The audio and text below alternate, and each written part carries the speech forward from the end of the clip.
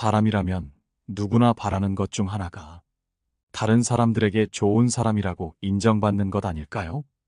우리는 왜 다른 사람들에게 좋은 사람이 되고 싶은 것일까요?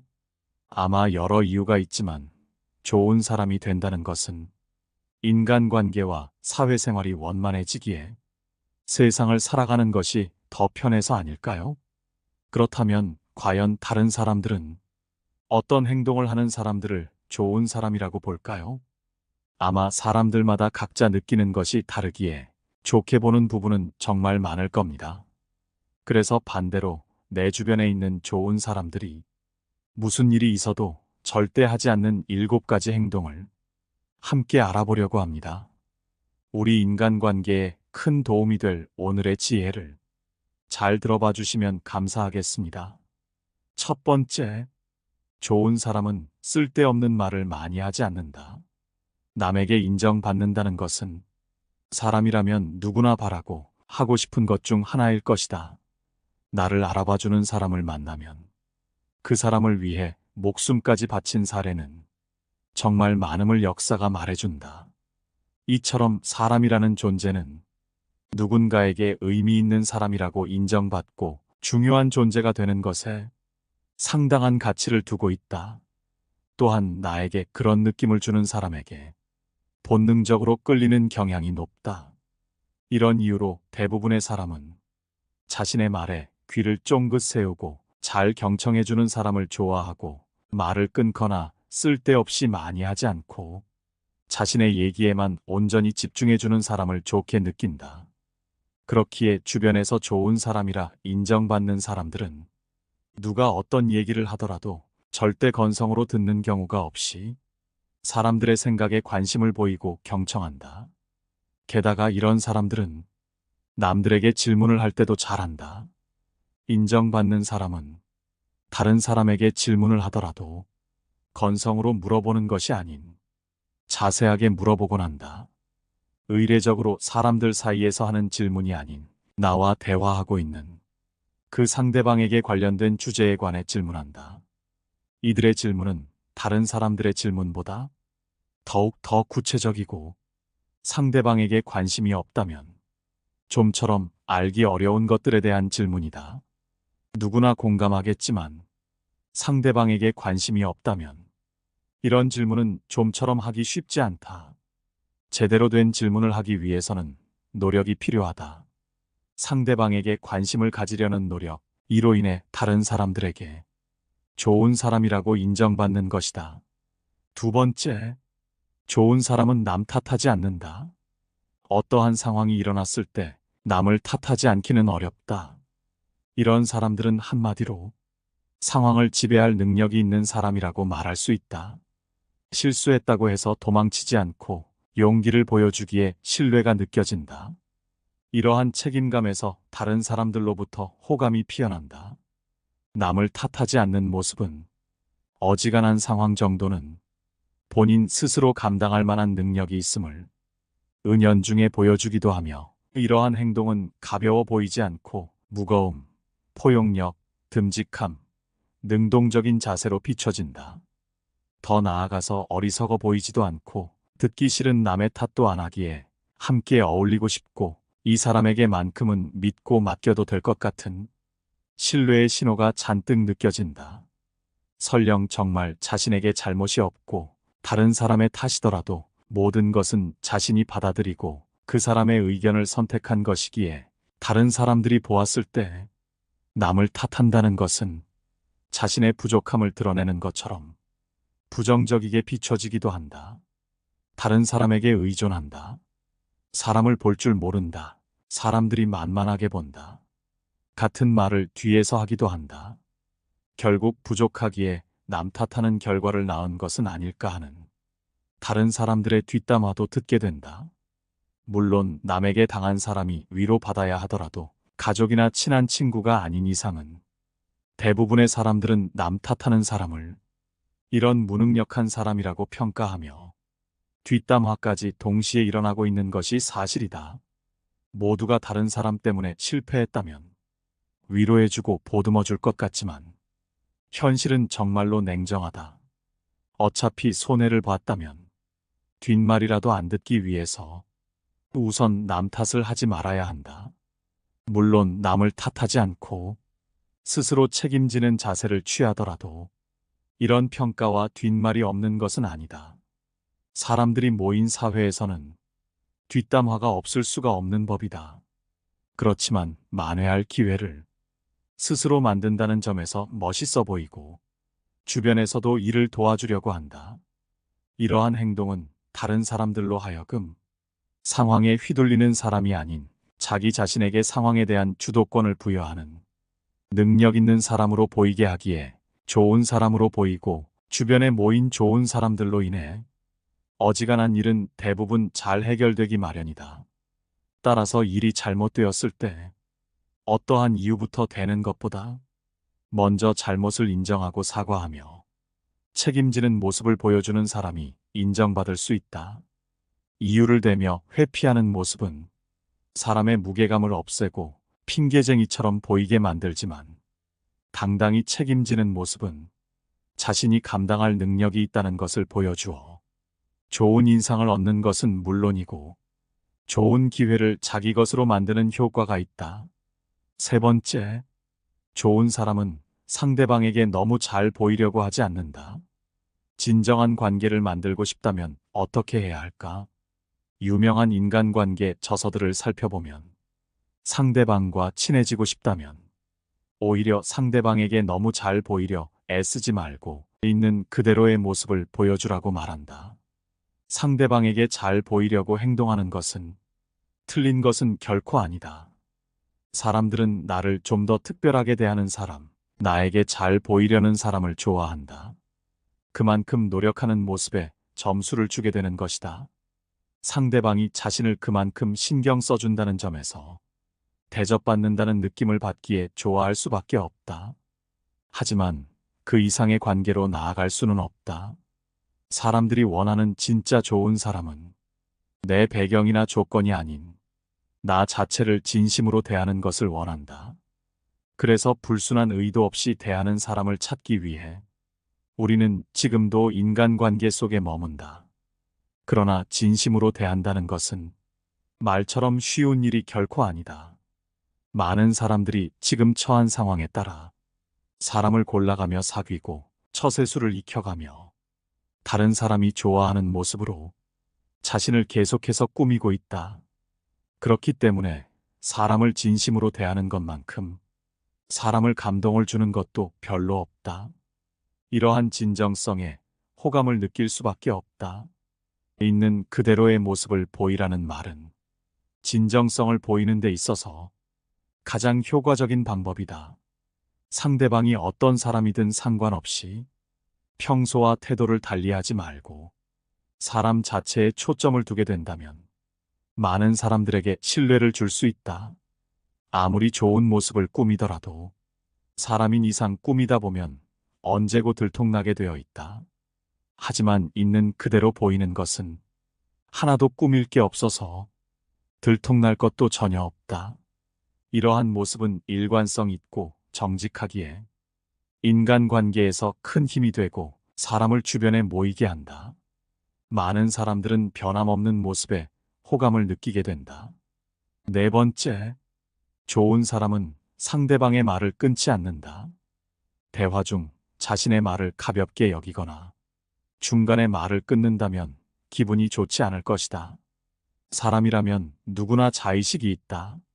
그렇기에 어떤 사람이더라도 자신은 중요한 존재라고 생각하고 있는데 남의 말을 끊는다면 상대방의 자의식에 상처를 주게 된다.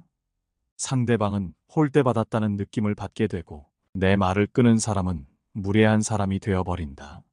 물론 그 사람이 무슨 말을 할지 알 것 같고 늘 같은 얘기만 하기에 말을 끊었다 하더라도 이러한 행동은 그저 자기 중심적인 사고이다. 왜냐하면 이런 행동은 상대방이 말할 결론을 안다는 오만을 보여주고 대화의 주도권을 빼앗는 무례를 나타낸다. 그렇기에 상대방도 자신을 낮춰보는 행동임을 단박에 눈치채고 기분이 나빠진다.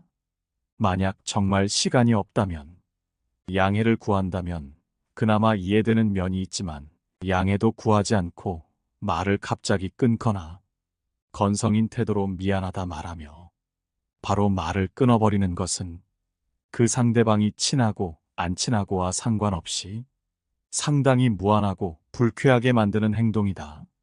의견이 다르다고, 별로 듣고 싶지 않아서 등등의 이유만으로 상대방의 말을 중간에 끊거나 자기 말만 하는 것은 상대방의 말 따위는 가치가 없다는 것이고, 이런 태도는 그냥 싸우자는 태도나 마찬가지이다. 성격 좋다고 인정받는 사람들은 절대 이런 무례한 행동을 하지 않는다. 상대방의 말을 끊지 않고 경청하려 노력한다. 대부분의 인간관계에서는 잘 들어주기만 해도 90점 이상은 받고 시작하기에, 잘 들어주는 사람은 그만큼 인간관계를 쉽게 만들어 나갈 수 있다. 5번째, 좋은 사람은 상대방을 통제하지 않는다. 상대방의 행동이나 생각을 통제하려는 사람은 남들의 목표나 꿈에는 관심도 없고 오로지 자신의 목표와 꿈을 더 중요하게 생각하는 사람이다. 상대방은 자신이 덜 중요하게 여겨지기에 당연히 불쾌할 수밖에 없다. 통제하려는 행동의 뿌리에는 자신이 옳다는 오만이 있다. 이런 사람들은 자기 자신이 대단히 뛰어나고 남들은 나를 따라오지 못한다고 생각하지만 세상은 넓고 사람은 많다. 그렇기에 얼마든지 자신보다 더 뛰어난 사람은 많다. 그런데 자신이 얼마나 잘났다고 남을 통제하려고 한단 말인가? 남들을 자신의 기준으로 맞추려 한다면 그 사람은 아무리 발전해봐야 딱 자기 자신의 그릇만큼만 발전한다. 우물안개구리라는 말이 딱 맞는 말이다. 만약 더 뛰어난 사람이 이러한 사람을 본다면 그 사람의 편협한 사고와 오만한 사고를 보고 거리를 두려고 할 뿐이고, 더 뛰어나지 않더라도 비슷한 부류의 사람들 역시도 이러한 사람들의 건방진 태도에 모두 거리를 두려고 할 것이다. 세상에는 다양한 의견과 문제를 지혜롭게 해결하는 다양한 방법이 있다. 남들이 뜯어 말리며 절대 그렇게 해서는 안 된다는 방법으로 사업에 성공한 사례도 있고, 비주류의 방법으로 실험에 성공해 노벨상을 받은 사례도 있다.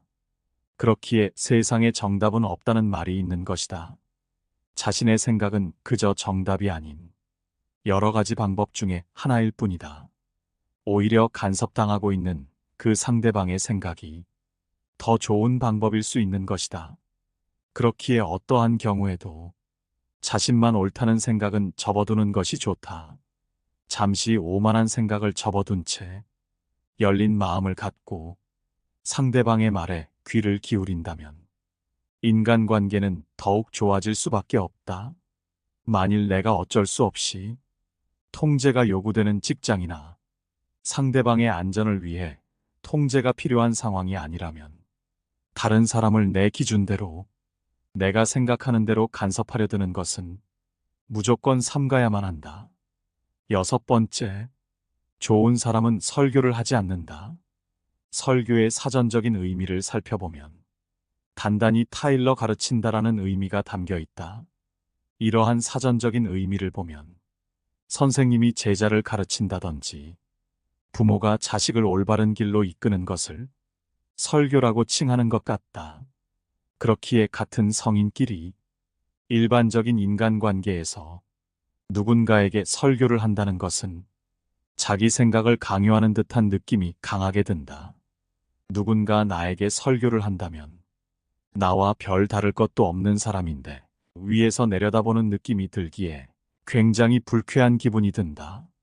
조언이라는 것은 상대방이 어떠한 상황에 처했을 때 내 말을 들어주는 상대방의 감정을 배려하며 부드럽게 말하는 것이기에 나쁘지 않고, 친한 사람들일수록 서로서로 조언을 하며 지내는 것은 서로의 발전에 정말 도움이 많이 되는 행위이다.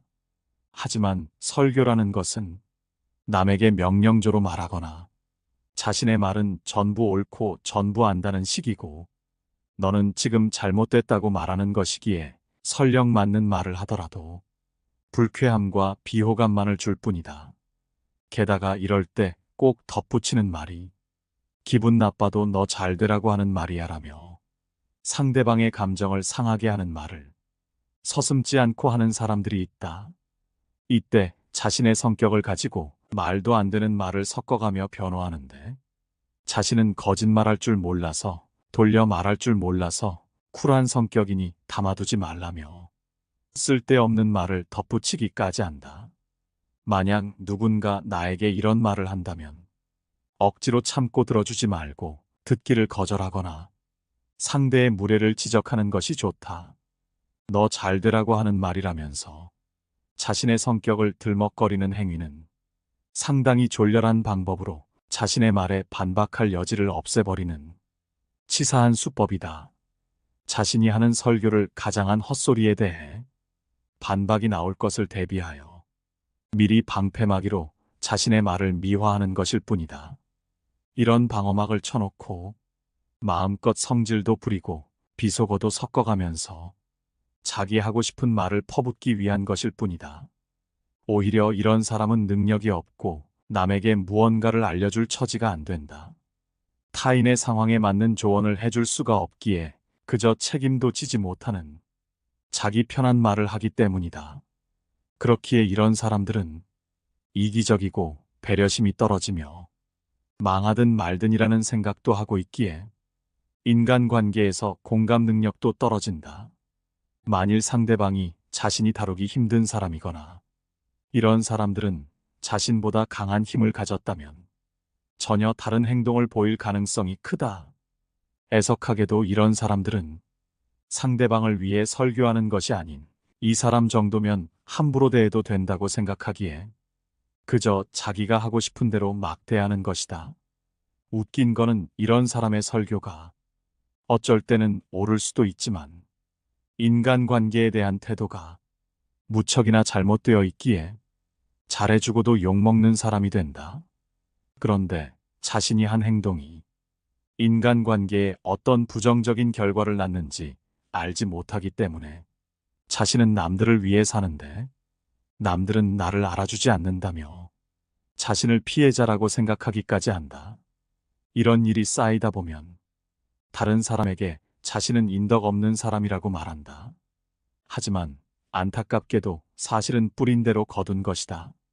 이런 사람은 윗사람은 대할 줄 알아도 아랫사람이나 약한 사람을 대하는 방법은 전혀 모르고 있기에 누군가에게 조언할 처지가 못 된다. 좋은 인간관계라는 것은 배려와 존중에서 나온다. 여기서 인간관계에 호감이 피어나는 것이다. 호감을 주는 사람은 자신이 더 멋진 성공을 했더라도 자랑을 늘어놓거나 자기 방식대로 하라고 설교하는 대신 오히려 상대방의 상황에 맞게 상대방의 가치를 인정해주며 조심스럽게 조언을 하게 되기에 감동과 지혜를 동시에 준다.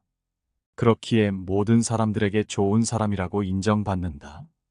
7번째, 좋은 사람은 과거에 연연하지 않는다. 합리적이고 이성적이고 합당하기까지 한 태도는 사람들로 하여금 호감을 준다. 과거의 실수에 끌려다니지 않고 그 실수를 디딤돌로 딛고 일어서서 더 나아가는 사람이 바로 그런 사람 중 하나이다. 많은 사람이 과거 때문에 힘들어하고 있다. 늘 과거에 연연하기에 과거의 실수, 부끄러웠던 일이 생각나서 앞으로 할 행동에 제약을 받곤 한다. 이 때문에 부정적인 모습을 자주 보이게 된다. 반면 과거에 연연하지 않는 자세는 부정적인 생각으로부터 멀어지게 만들며 긍정적으로 변화를 일으키고 다른 사람에게도 긍정적인 기운을 전달한다. 되돌릴 수 없는 과거에 매달리지 않는 자세, 과거의 실수에서 배우는 자세는 다른 사람들로 하여금 합리적이고 이상적이라는 이미지도 준다. 그렇기에 사람들은 과거에 연연하지 않는 모습에 크게 호감을 느끼게 된다. 남들에게 호감을 주는 사람은 과거로 인해 힘겨워하며 쓸데없는 에너지를 소비하지 않고 과거를 디딤돌로 삼아 자기 자신의 발전을 위한 계기로 삼는 모습으로 인해 다른 사람들로 하여금 좋은 사람이라는 인식을 주는 것이다. 오늘 함께 알아본 지혜가 어떠셨나요? 이 세상에서 가장 중요한 것은 자신이겠죠. 하지만 그렇기에 인간관계에 있어서는 나 자신이 아닌 상대방에게 집중해야 합니다. 나 자신이 아니라 타인에 집중함으로써 인간관계는 급속도로 좋아질 수밖에 없습니다. 타인의 눈치를 보는 것이 아닌 그 사람에게 집중하라는 것이죠. 이렇게 행동한다면 자연스럽게 호감을 주는 사람이 될 수 있습니다. 이 7가지 행동 하나하나를 머릿속에 생각해 두시고 다른 사람들에게 지켜나가다 보면 어느새 남들로부터 호감을 주는 사람이 되고 인간관계 역시도 더욱 좋아질 것 같습니다. 오늘 함께 알아본 이 지혜들이 어떠신가요? 여러분의 삶에 도움이 되는 지혜였기를 바라며 영상은 이것으로 마치도록 하겠습니다. 깨달음의 광장입니다.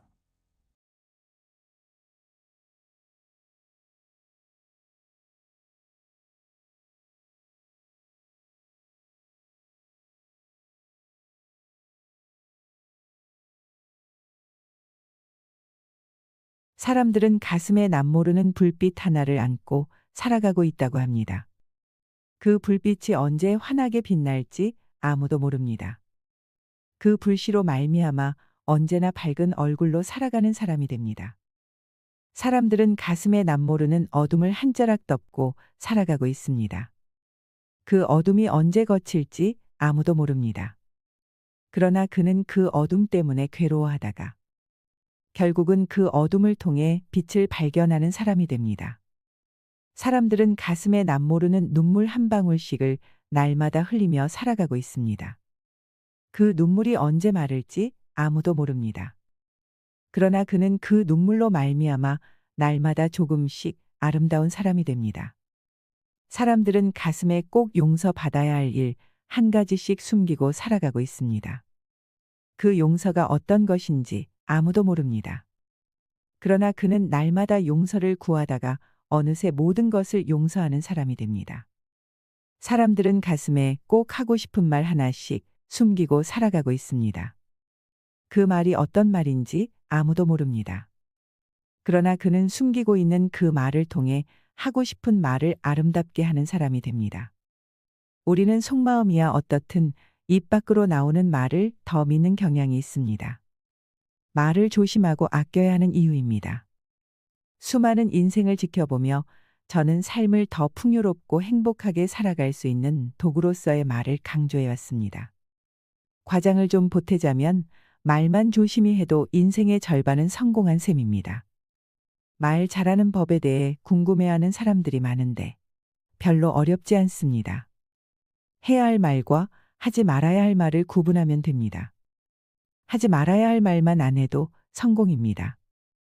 나는 과연 말을 조심히 잘 쓰고 있는 것일까요? 말을 할 때는 다음에 10가지를 명심해야 합니다. 첫째, 상스러운 말은 하지 마세요. 욕이나 비하하는 말은 말 가운데 가장 낮은 하수입니다. 둘째, 상대가 제일 싫어하는 말은 절대 하지 마세요. 누구나 정말 듣기 싫은 말이 있습니다. 그 말은 뇌관입니다. 건드리면 폭발합니다. 셋째, 남과 비교하는 말은 피해야 합니다. 3살 먹은 아이부터 80살 먹은 노인까지 남과 비교하면 정말 기분 나쁩니다. 넷째, 인격을 무시하는 말로 공격하지 마세요. 자존심을 건드리면 관계를 회복하기 어렵습니다. 두고두고 원망만 들을 뿐입니다. 다섯째, 상대 가족을 헐뜯지 마세요. 본질과는 아무 상관도 없는 상대의 가족은 어떤 상황에서도 건드리지 말아야 합니다. 여섯째, 폭탄 선언은 제발 참으세요. 헤어지자, 이혼하자, 사표 내야지 등 이런 이야기는 정말 마지막에 하는 말입니다. 일곱째, 유머 있는 대화의 기술이 필요합니다. 무슨 이야기든 심각할 필요는 없습니다. 여덟째, 분명한 말은 오해를 남기지 않습니다. 확실한 예스와 확실한 노는 연습해야 잘할 수 있습니다. 아홉째, 비비꼬는 꽈배기 말은 하지 마세요. 마음이 꼬여 있을 때는 침묵하는 게 낫습니다. 열째, 사람을 죽이는 독 있는 말도 있습니다. 말은 세상에서 가장 무서운 독이 되기도 하고 명약이 되기도 합니다. 내가 어떤 사람인지는 평소 쓰는 말을 살펴보면 알 수 있습니다. 내가 얼마나 잘 살았는지, 어떤 인생을 살고 있는지 궁금하다면 지금 어떤 언어를 쓰고 있는지 살펴볼 일입니다. 당신이 내뱉는 말이 곧 당신이다. 하늘이 무너졌을 때 솟아날 구멍을 찾아내는 사람은 솟아날 구멍이 있다고 믿고 찾아 나서는 사람이라고 합니다. 말 습관만 바꿔도 내 삶을 원하는 대로 이끌 수 있지요. 말이 중요하다는 걸 아는 사람은 많습니다. 그러나 어떻게 말해야 하는지 아는 사람은 많지 않습니다. 말이 주는 힘과 능력은 우리가 생각하는 것보다 훨씬 더 강력합니다. 우울한 마음이 들고 삶에 복잡한 문제가 있을수록 사용하는 언어를 품격 있게 바꾸어야 합니다. 인생에서 승리를 거머쥔 사람들의 공통점은 바로 긍정적인 언어로 스스로를 무장한다는 것입니다. 잘 살고 싶다면, 성공하고 싶다면 그것이 찾아오기를 기다리지 말고 끌어당겨야 합니다. 그 마법 같은 힘은 우리의 말 속에 숨어 있습니다. 말을 바꾸면 인생이 바뀐다. 첫째, 뇌는 말하는 대로 믿는다. 우리 삶의 경험을 그대로 나타내는 말을 효과적으로 선택하면 활력을 주는 감정을 불러일으킬 수 있다. 반대로 말을 잘못 선택하면 사람이 순식간에 황폐해진다. 그런데도 대부분의 사람은 자신이 사용할 말을 아무 생각 없이 선택한다. 자신이 가진 가능성의 미궁 속을 생각 없이 몽유병자처럼 떠돌아다니는 셈이다. 현명한 선택으로 말이 얼마나 큰 힘을 발휘하는지 깨달아야 한다. 우리는 말로 뇌를 속일 수 있다. 희망차고 긍정적인 말을 꾸준히 되풀이하면 뇌는 점차 그것을 믿기 시작한다. 말의 변화가 뇌의 잠재력을 이끌어내는 것이다. 이로써 우리는 어렵고 힘든 상황에서도 돌파구를 찾아내고 실현할 수 있다. 생각은 자석이다. 생각에는 주파수가 있다. 당신이 생각할 때 그 생각은 우주로 전송되어 같은 주파수에 있는 비슷한 것들을 자석처럼 끌어당긴다. 전송된 것은 모조리 원점으로 되돌아간다. 그리고 원점이란 바로 당신이다. 말의 힘은 자신 내부의 잠재력을 끌어올릴 수도 있고 외부의 힘을 끌어당길 수도 있다. 요컨대 말의 힘은 자신과 현실을 변화시킨다. 둘째, 말하는 대로 행동이 바뀐다. 부정적인 단어 혹은 문장을 말하면 신체 능력이 떨어지거나 부정적인 행동을 유발하고, 긍정적인 단어나 문장을 말하면 신체 능력이 높아지거나 긍정적인 행동을 촉진하게 된다. 이처럼 말의 힘을 통해 우리는 자신의 삶을 통제하고 긍정적인 방향으로 이끌어갈 수 있다. 긍정의 힘의 저자 조엘 오스틴은 말이란 자신에게 하는 예언이라고 했다. 그의 말에 따르면 많은 사람이 나는 안 돼, 난 할 수 없어, 내게 성공 따윈 일어나지 않아 등 부정적인 말을 함으로써 자기 자신을 실패자라고 단정해버린다. 이를 피하기 위해 그는 긍정적인 말을 사용하라고 강조한다. 말은 씨앗과 비슷하다. 입 밖으로 나온 말은 우리의 무의식 속에 심어져 생명력을 얻는다. 그리고 뿌리를 내리고 자라서 그 내용과 똑같은 열매를 맺는다. 우리가 긍정적인 말을 하면 우리 삶은 긍정적인 방향으로 펼쳐진다. 부정적인 말은 부정적인 결과를 낳는다. 패배와 실패를 말하면서 승리의 삶을 살려고 애써봐야 아무 소용없다. 뿌린 그대로 수확할 뿐이다. 셋째, 무기가 되는 말과 흉기가 되는 말. 하버드 의과대학 교수팀의 연구 결과에 따르면 어린 시절 부모나 주변 사람에게 언어폭력을 당한 사람은 뇌의 특정 부위가 위축된 것으로 나타났다.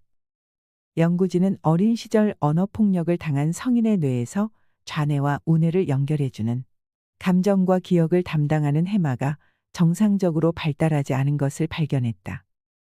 이렇듯 거칠고 폭력적인 말은 뇌를 망가뜨리는 날카로운 흉기가 된다. 그렇다면 이와 반대로 뇌를 춤추게 하는 말투는 없을까? 사랑해, 늘 최선을 다해줘서 고마워, 내가 늘 옆에서 지켜보면서 응원하는 거 알지? 이처럼 사랑을 담은 말은 듣는 사람의 뇌를 춤추게 한다. 그 이유는 바로 옥시토신이라는 호르몬 때문이다. 옥시토신은 사랑의 호르몬이라고도 불리며 분노와 불안을 감소시켜주고 행복감을 가져다 준다.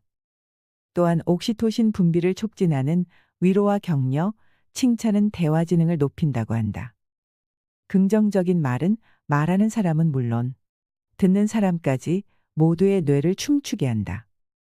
넷째, 내가 한 말이 나를 만든다. 혼잣말을 자주 하는 사람들은 자기 행동에 대한 자제력이 더 크게 나타났다. 원하는 목표를 달성할 때까지 혼잣말로 이를 계속 인지하는 것이 계획을 지키는 데 도움을 준다. 특히 자신을 2인칭으로 칭찬하는 것이 더 큰 효과를 보였다. 이는 어린 시절 다른 사람들로부터 지지와 격려를 받았던 긍정적인 기억을 떠올리게 해 확실한 동기부여가 되기 때문이다. 다섯째, 성공을 끌어당기는 10가지 말습관.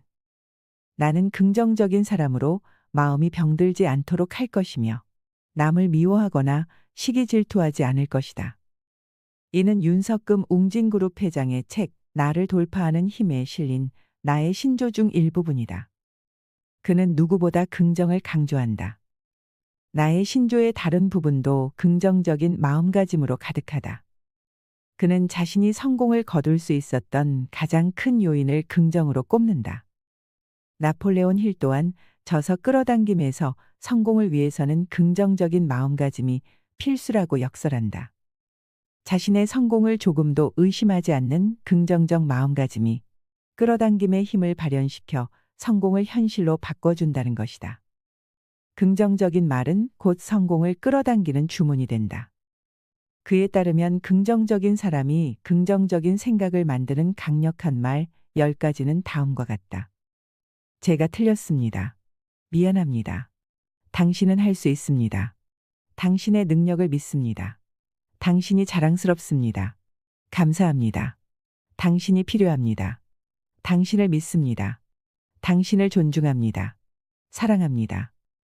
긍정적인 생각을 만드는 말을 매일 실천해보자. 말을 바꾸면 자존감이 자란다. 첫째, 행복은 찾는 게 아니라 만드는 것이다. 행복하냐고 물으면 이처럼 부정적인 대답을 내놓는 사람이 많다. 그들은 행복의 조건을 따져 물으며 지금 행복하지 않은 이유를 논리적으로 설명하려 든다. 누군가 그러라고 강요한 것도 아닌데 그들은 자신의 불행을 당연하게 받아들인다. 그러곤 불행한 삶을 살아갈 수밖에 없다고 한탄한다. 그러나 행복은 외부의 작용으로 주어지는 게 아니다. 행복은 내가 나에게 주는 선물이다. 그 선물의 존재를 깨닫고 개봉하는 순간 주위의 환경과 상관없이 행복을 얻을 수 있다. 행복은 우리 내면에 이미 갖추어져 있기 때문이다.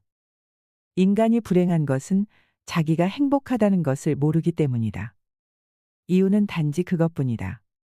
그것을 자각한 사람은 곧 행복해진다. 그러니 행복하다 혹은 나는 행복해 같은 말을 의식적으로 소리내어 말하도록 하자. 의기소침하고 위축되어 있던 뇌가 행복의 기지개를 켤 수 있도록 말이다.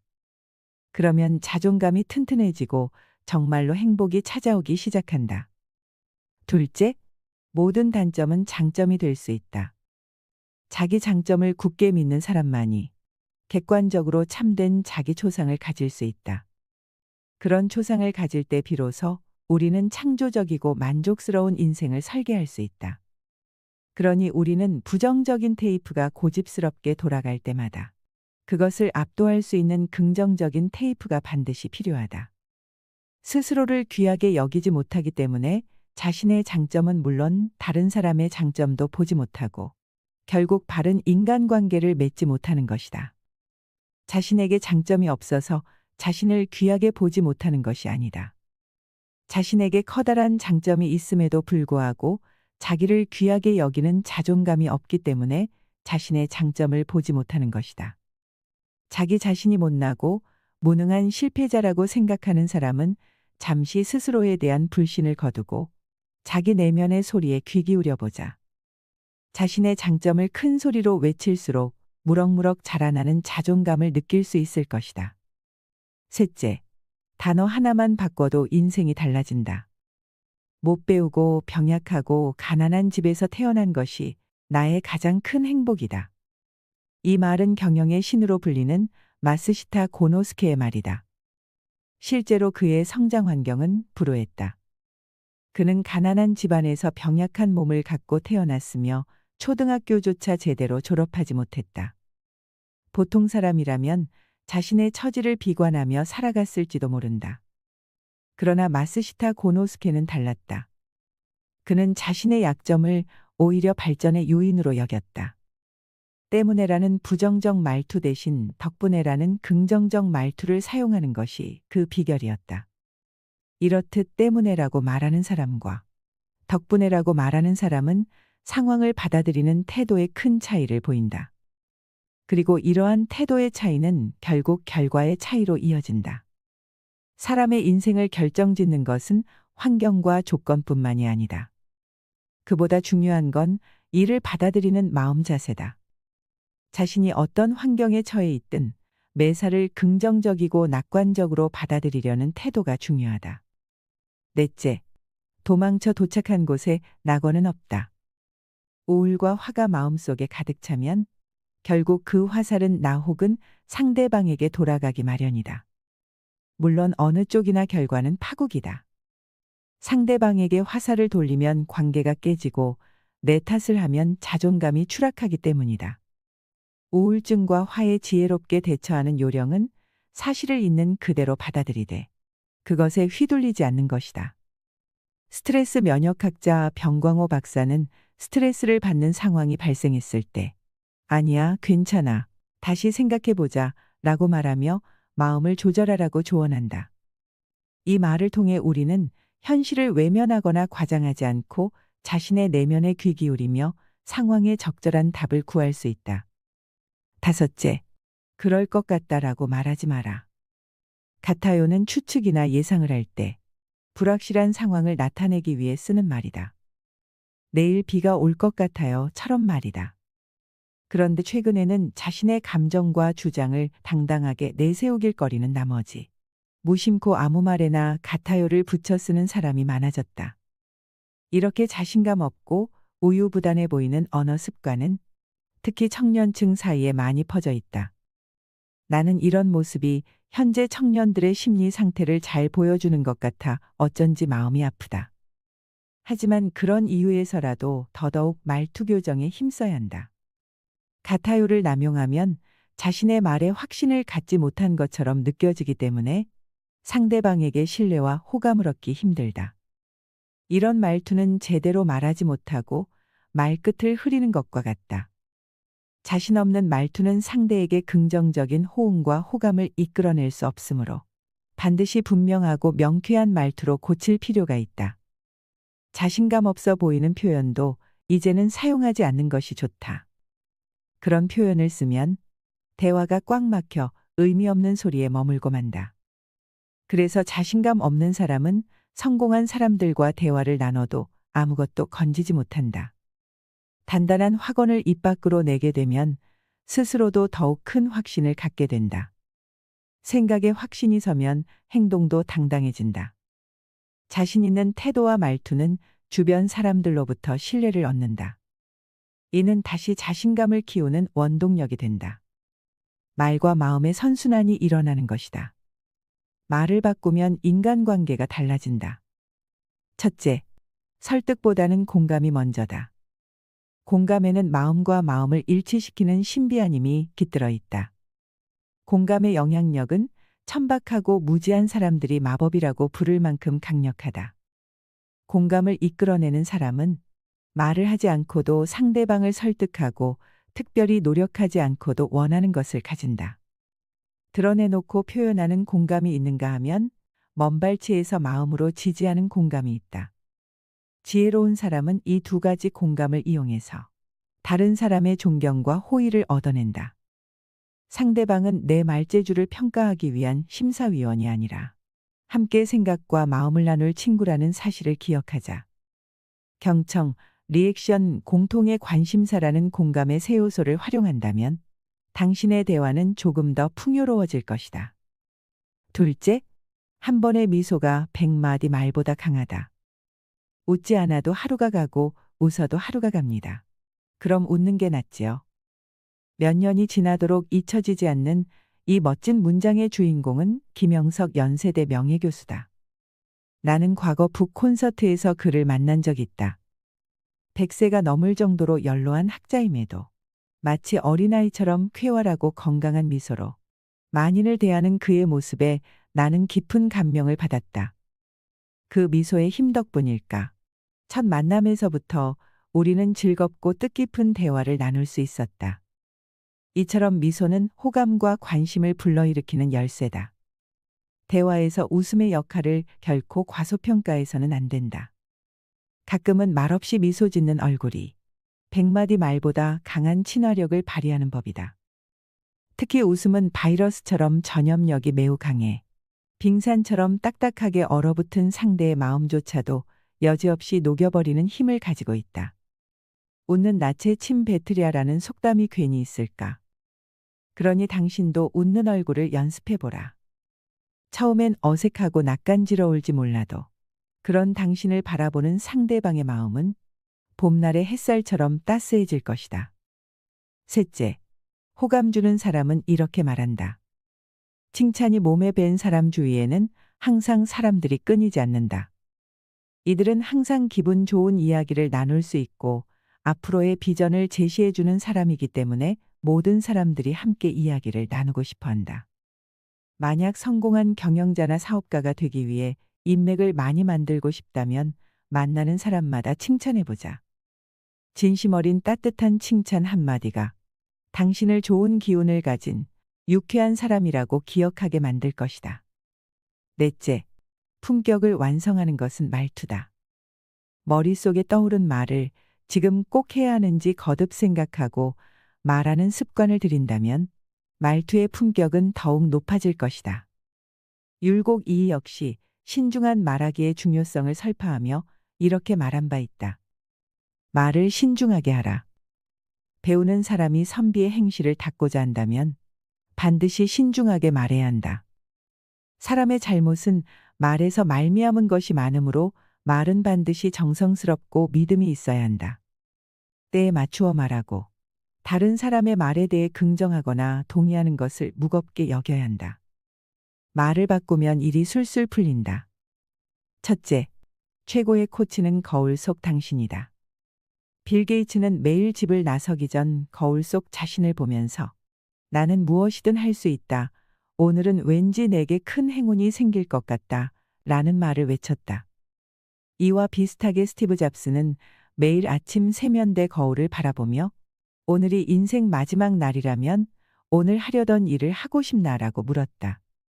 이들이 거울을 보며 얻은 것을 한 단어로 요약하면 자기 확신이다.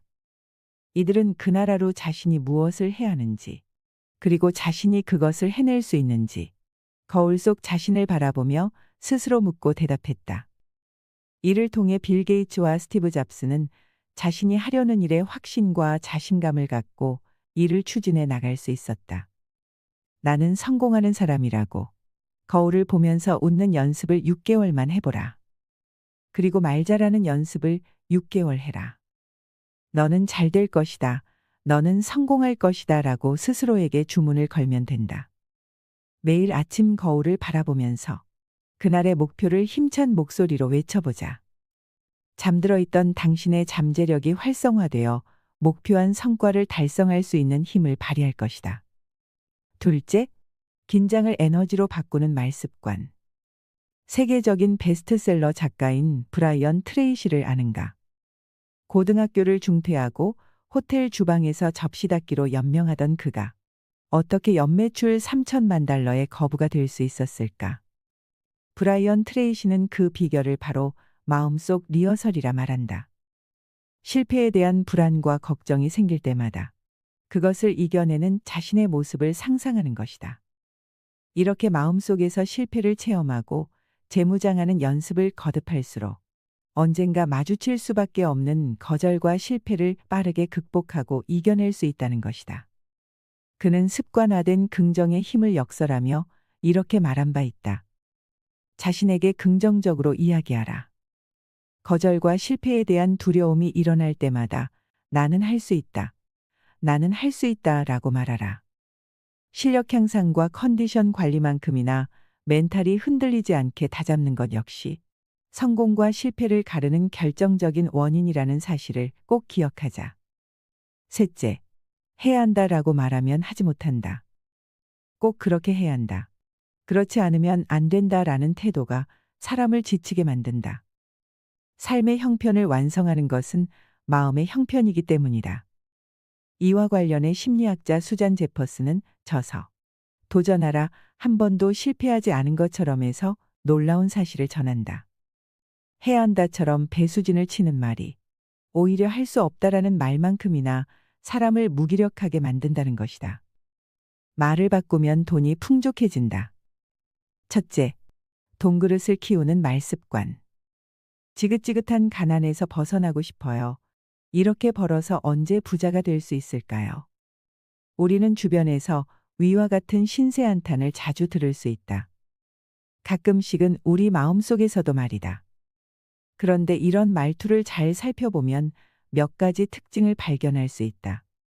바로 마음의 초점이 풍요가 아닌 결핍에 맞추어져 있다는 것, 그리고 부를 획득할 수 있다는 자신감이 부족하다는 것이다. 바로 이런 사고방식이야말로 부를 손에 넣지 못하는 원인이다. 왕후장상의 시가 따로 있는 게 아닌 것처럼 부자가 될 운명 역시 태어날 때부터 결정되어 있는 게 아니다. 강렬히 꿈꾸고 노력하는 사람이라면 누구나 부를 거머쥘 수 있다. 그런데도 어떤 사람들은 결핍과 무기력의 말투를 떨쳐내지 못한다. 그런 말투가 자신을 스스로 빈곤의 궁지로 몰아가는데도 말이다. 이러한 말투를 버리지 못하면 가난의 운명에서 벗어날 수 없다. 말이 생각을 결정하고 생각이 운명을 결정하기 때문이다.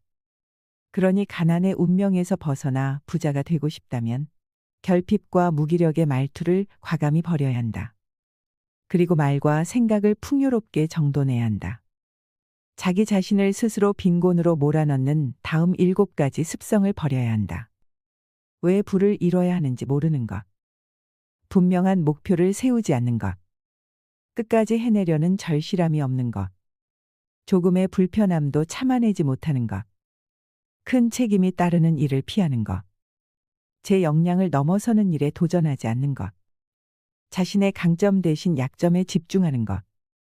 왜 부를 이뤄야 하는지도 모르고 분명한 목표나 절실함도 없으며 인내심과 책임감 그리고 열정이 부족한 사람은 결코 부자가 될 수 없다. 둘째, 하늘은 스스로 믿는 자를 부자로 만든다. 나는 30살의 백만장자가 될 것이다. 그렇지 않으면 오마하의 가장 높은 빌딩에서 뛰어내릴 것이다. 고작 13살밖에 안 된 어린아이가 당신 앞에서 이렇게 말한다면 어떤 생각이 들까? 호기로운 13살짜리 소녀는 정말로 30살의 백만장자가 되었고 이제는 세계 경제를 주름잡는 큰손 중에 큰손이 되었다. 이 소년의 이름이 바로 그 유명한 워런 버핏이다. 호언장담은 꿈과 목표를 현실로 옮기는 핵심적인 비결 중 하나다. 이는 탄탄한 내공과 확실한 비전을 가진 사람이 내놓는 열망과 자신감의 선언이다. 이로써 워런 버핏은 마음속에 남아있는 의심과 두려움을 몰아내고 스스로에게 동기를 부여하며 잠재력을 끌어올릴 수 있었다. 이를 입증하는 세계적인 기업가가 있다. 바로 마윈 알리바바 회장이다. 그는 삼수를 해서 대학에 겨우겨우 진학한 데다 대학 졸업 후에는 입사 시험에 30번도 넘게 낙방하는 등 오랜 실패를 맛봤다. 그러나 마윈은 포기하지 않았다. 그는 항저우의 작은 아파트에서 시작한 알리바바를 중국 인터넷 쇼핑 시장의 거두로 성장시켰다. 중국 1위 온라인 쇼핑몰이 된 소감을 묻는 기자의 질문에 마윈은 이렇게 대답했다. 지난 15년간 알리바바는 중국인이라면 누구나 아는 이름으로 자리 잡았습니다. 하지만 곧 세계가 알리바바의 이름을 기억할 것입니다. 마윈은 자신의 말을 실현시켰다. 2014년 미국 뉴욕 증시에 상장한 알리바바는 역대 최대 규모의 자금을 끌어모으며 전 세계인에게 그 이름을 각인시켰다. 현재 알리바바는 시가총액 2,300억 달러를 돌파하며 신화를 이어가고 있다. 부자가 되길 바라는 사람은 많다.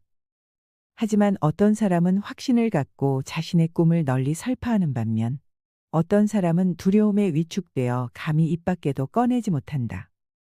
이 둘의 차이는 머지않아 어마어마하게 벌어질 것이다. 당당하게 목표를 선언하는 것만으로도 당신의 잠재력은 최대치로 발휘되어 불가능해 보이는 일도 해치울 수 있다. 선택의 여지가 없다. 부자가 되고 싶다면 당당히 호언장담하라. 셋째, 부자가 되고 싶다면 부자처럼 말해라. 현재 넉넉하지 않더라도 부자인 것처럼 행동하라. 연기를 잘하면 잠재의식이 그대로 받아들인다. 이미 그것은 연기가 아니라 현실인 것이다. 이처럼 자신의 미래를 구체적으로 그리며 말하고 행동하는 순간 우리 뇌는 그것을 현실로 착각한다. 그러면 뇌는 그에 맞추어 스스로를 프로그래밍하고 이내 자신의 잠재력을 발휘하기 시작한다. 당신도 충분히 가능하다. 이미 부자인 것처럼 행동하며 뇌를 속여라. 현재형 미래일기를 쓰고 열과 성을 다해 낭독하라. 그러면 뇌는 당신의 꿈을 기억할 것이며 그 목표를 이루도록 의욕을 뿜어낼 것이다. 넷째, 풍족하게 살고 싶다면 좌우명을 만들어라. 성공한 백만장자 기업인에게는 하나같이 멋들어진 좌우명이 있다. 이들은 좌우명이 자신의 삶에 큰 의미가 있다고 말한다. 좌우명이야말로 이들이 역경을 헤쳐나갈 수 있었던 버팀목이자 성장의 결정적인 역할을 한 히든카드라 해도 과언이 아니다. 하루 종일 몇 번씩 좌우명을 소리내어 말하라. 잠자리에 들기 전에 느낌과 감정을 담아 50번씩 반복하라. 좌우명을 써서 욕실 거울이나 자동차 계기판, 책상 위에 달력, 냉장고 문, 지갑 등 눈에 잘 띄는 곳에 붙여놓아라. 좌우명을 반복하면 반복할수록 그것과 그것이 표현하는 가치들이 당신의 습관이 될 것이다. 이를 심리학에서는 자기 충족적 예언이라고 한다. 이는 믿음이나 신념이 행동에 영향을 준다는 심리 법칙이다. 좌우명은 그러한 신념을 가장 세련된 형태로 갈고 닦은 결정판이다. 이를 통해 백만장자 기업인들은 자신의 삶을 예언했다. 바로 그 한 줄의 신념이 그들을 존경받는 삶으로 이끈 것이다. 다섯째, 가장 훌륭한 상담사는 나 자신이다. 자신과 이야기하는 사람은 일을 하지 않는 사람보다 성과가 더 좋다. 과제가 어려울 때 낮은 목소리로 자기 대화를 시작하라. 자기 대화는 어렵거나 새로운 과제를 더 주의 깊게 다루는 데 도움이 된다.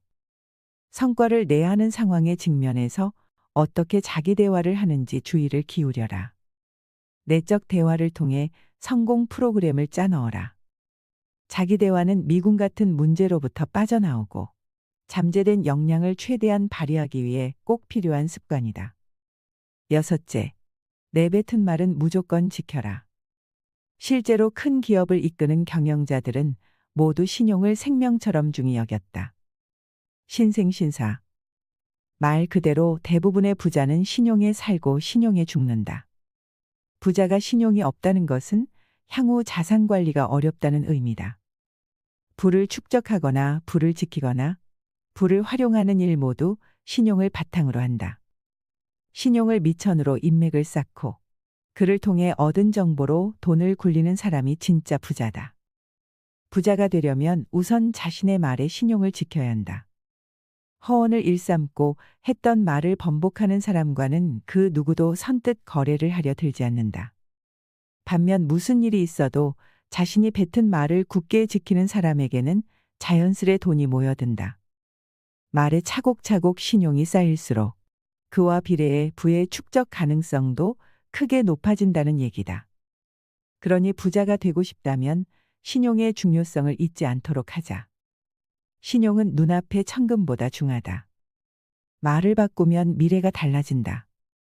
말이 쌓이면 행동을 이루고, 행동이 쌓이면 습관을 이루고, 습관이 쌓이면 성품을 이루고, 성품이 쌓이면 운명을 이룬다. 첫째, 나의 미래를 운에 맡기지 말라. 목표를 주위 사람들에게 공공연히 말하면 이는 일종의 약속처럼 작용한다. 나름대로의 책임감이 생기는 것이다.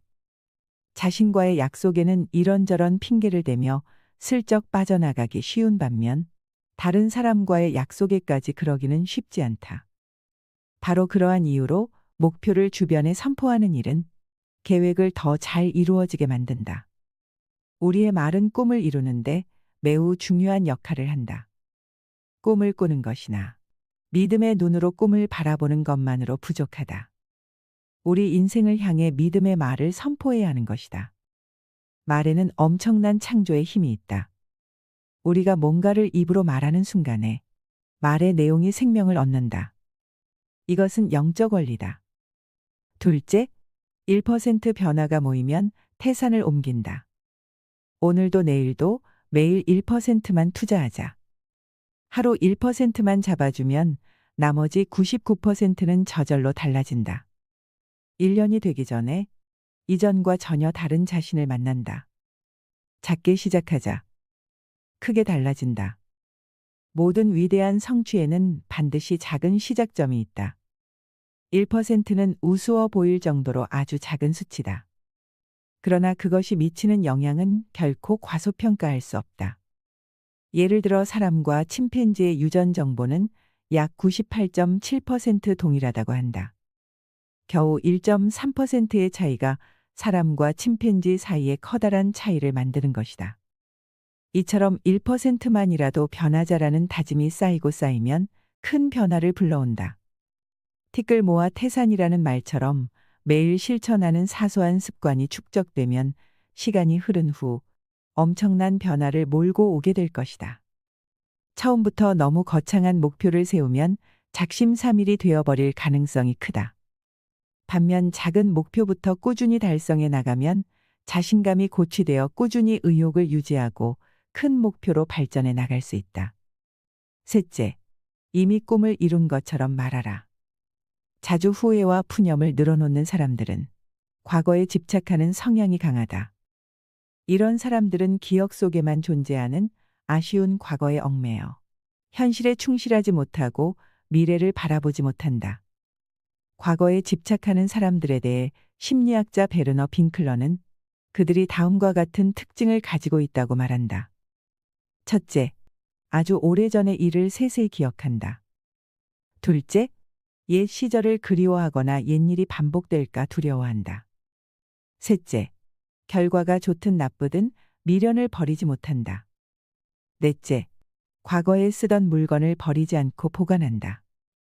다섯째, 미래에 대한 구체적인 계획을 세우고 실행하는 것에 어려움을 느낀다. 이런 특징을 가진 사람들은 과거에 매달린 나머지 현재를 온전히 만끽하지 못한다. 또한 이들은 새로운 일을 시작하는 것을 두려워하며 미래를 막연하게만 생각한 채 구체적으로 계획해 나가지 못한다. 과거에 저지른 실수와 실패에 대한 기억에 사로잡혀 스트레스를 받기 때문이다. 후회스럽고 불만스러운 과거에 단호하게 작별을 고하려는 결단이 필요하다. 시간은 고여있는 샘물이 아니라 매 순간 흐르는 강물과 같다. 변화하는 시간 속에서 주체적인 삶을 살아가고자 한다면 일단 흘러간 시간에는 크게 마음을 쓰지 않는 게 좋다. 이를 성공적으로 완수하기 위해서는 미래의 지향적인 말투를 습관화해야 한다. 과거를 아쉬워하고 그리워하는 말투를 과감히 버리고 미래를 꿈꾸는 말투로 무장하는 것이다. 거창해 보이지만 어려울 것 없다. 비결은 바로 과거 시제가 아니라 현재 시제, 나아가 미래 시제로 말하는 것이다. 여름까지 다이어트에 성공해서 날씬한 몸매를 가질 거야. 나는 사람들로부터 존경받는 리더가 될 거야. 겨우 시제 하나만 바꾸어도 그것을 말하는 사람의 의식은 미래를 향해 정렬된다. 넷째, 나는 마지막까지 내 편이어야 한다. 흔히 칭찬이라고 하면 타인에게 해주는 것 혹은 타인에게서 받는 것이라고 생각하기 쉽다. 그래서 정작 자기 자신에게 칭찬을 해주는 사람은 많지 않다. 하지만 자신을 향한 칭찬의 힘은 강력하다. 이 역시 다른 사람에게 칭찬받았을 때처럼 흥이 나고 의욕이 증진되는 효과를 볼 수 있다.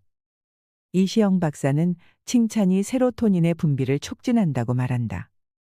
특히 거울에 비친 자신의 눈을 바라보며 칭찬하면 그 효과는 더욱 높아진다. 그는 이렇게 덧붙인다. 자신감을 키우고 싶은가? 그렇다면 자주 자기 어깨를 두드리며 칭찬을 해주자. 자기 칭찬은 마음의 건강을 살찌우는 보약이다. 단, 자기 칭찬을 제대로 하려면 연습 또한 필요하다. 자신감을 키우는 방법은 잘못된 겸양도 자만심도 아닌 중용에서 나오기 때문이다. 자신에게 어떤 말을 들려주느냐에 따라 당신이 바라보는 세상이 달라지고 당신의 행동이 달라집니다. 말 속에는 눈앞의 문제를 해결할 힘뿐만 아니라 인생 전체를 바꿔 놓을 힘까지 담겨 있기 때문입니다. 하늘이 무너졌을 때 솟아날 구멍을 찾아내는 사람은 솟아날 구멍이 있다고 믿고 찾아 나서는 사람이라고 합니다. 인생을 바꿀 준비가 되셨나요? 이상으로 시니어를 위한 모든 것. 시니어 연구소였습니다.